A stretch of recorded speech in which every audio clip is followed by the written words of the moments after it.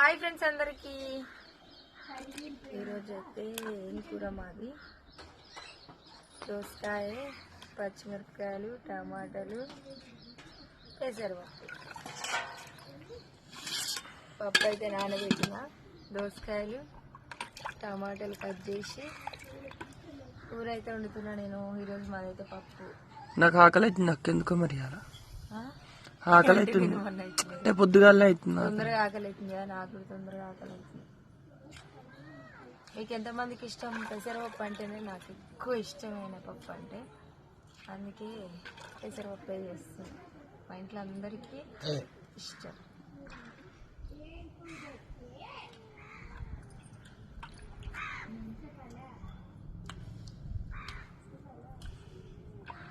డబ్బా వేస్తున్నా అందుకే ఇంకో ఆడ బియ్యం గడిగి పెట్టిన ఇక్కడ పప్పు గడిగి పెట్టిన కూరగాయలు కట్ చేసి